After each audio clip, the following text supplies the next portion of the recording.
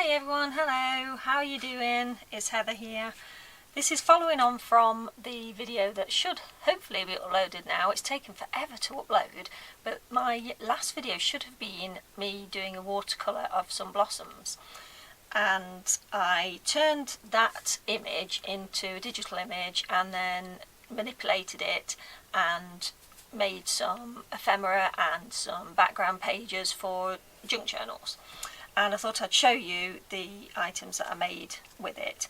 Following on from this introduction is showing some of the process that I went through to make some of the background pages, so you'll be able to see just a small amount of what I did to create some of the background pages.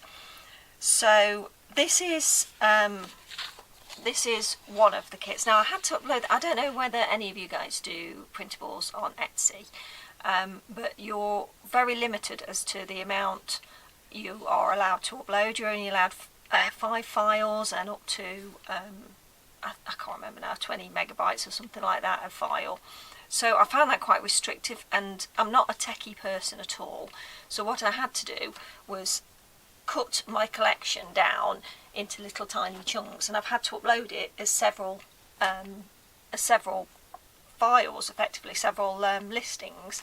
So yeah, I've had to do something a little bit different there. So this is the background pages that I've uploaded, and I've done a few different images. You can see obviously I've used my original artwork, but I have manipulated them in order to make some pretty backgrounds. So that's the background pages,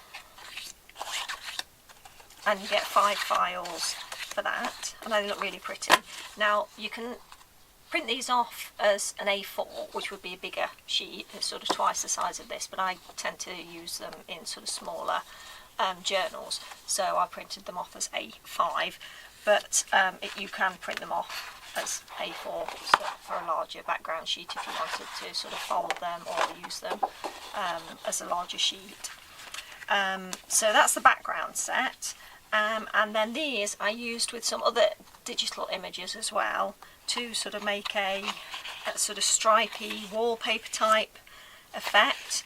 So this is the, I think I called it set A, and I used them so that you've got little postcards so that you can cut and stick those on the postcard design as well. I did a few little spring type words on there, and then you could use these as little journaling cards. There's a little tiny envelope that you could pop these into or on, and then a couple of little journaling spots as well. And that's the that's a set with 5 files as well. So that's really pretty too. And the other one is a set of envelopes. Now that's A4 size, so I printed that off with the journaling cards. But in that set, you'd get some envelopes. I printed these off as A5, so you'd normally get, you can make them bigger if you want.